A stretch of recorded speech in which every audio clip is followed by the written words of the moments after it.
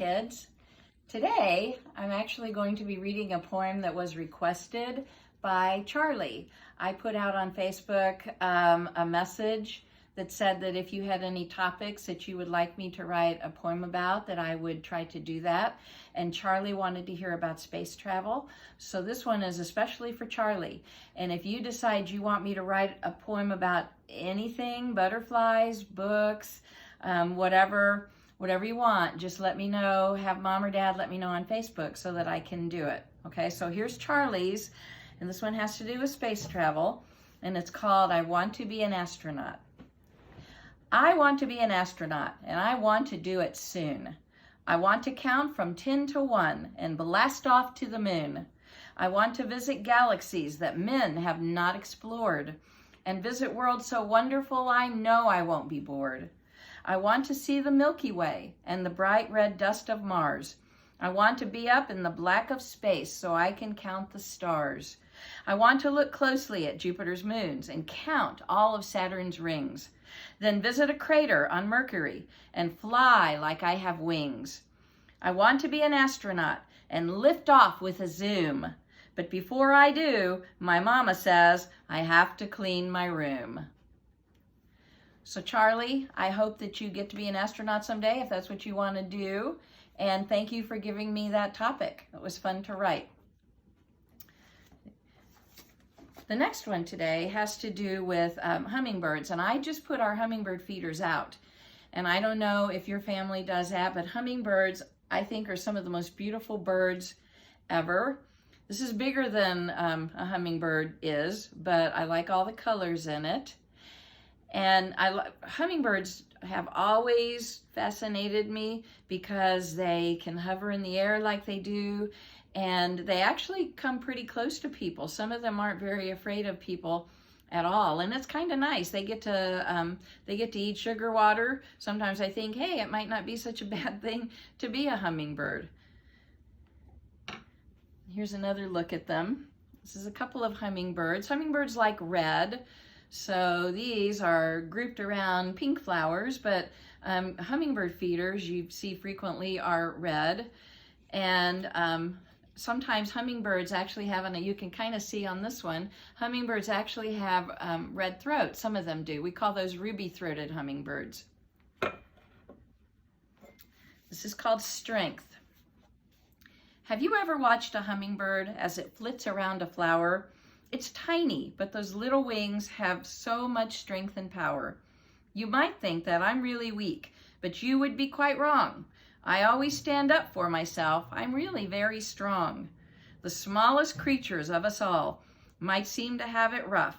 In all the ways that matter, though, we're really very tough. So hummingbirds may seem like they're pretty fragile, but they must be pretty tough. They hang around until the weather gets pretty cool. They can move their wings at an incredibly fast speed, and I think they're just probably a lot tougher than they seem to be. That's the way it is with a lot of us too. Sometimes I think maybe I'm not as strong as somebody else physically, but in a lot of ways I think sometimes I am tougher than other people, at least as tough as I need to be. Okay, and the last one is about kite flying. And I actually did, you can go online and find websites that teach you how to build your own kite. One of the things I say you can build your kite out of is wrapping paper. So I used happy birthday wrapping paper and a little bit of everything that I had around the house. I used straws on the inside of it for my rods. I weighted the sides with pennies, which helped, believe it or not.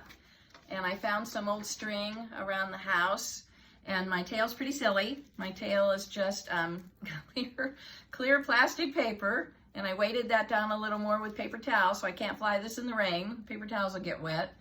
And it didn't fly really great. I didn't take a lot of time to make it, but I think if you don't have a kite at home, probably you can find online some ways to make them, and with mom and dad's help, of course. But it's pretty fun.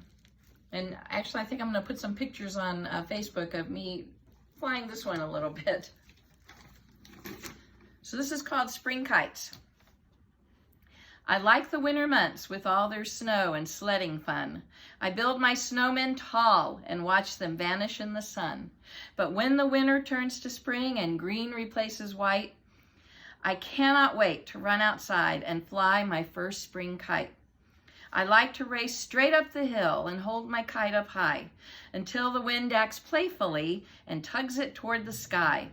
The brightly colored tail I made from rags my mom gave me does all it can to help my kite lift high as I can see. And when the string has all run out and there is no more slack, I sadly wind it on the spool and pull my kite right back. But the nice thing about kites is when you're done flying them, you can always take them out the next day and fly them again. And it's about the right time of year for that. So there was a little bit of wind today, not enough to really do my kite much good, but they do well. And if you make your own kite, or if you're outside flying a kite that you have and you take any pictures, I would love it if you would send them to me on Facebook so that I can see. So remember, if you have something you would like me to write a poem about, please have Mom or Dad put it on Facebook, and I will do that, and I will read it and say your name. So thank you for listening to me today, and have fun the rest of your day. And 1, 4, 3.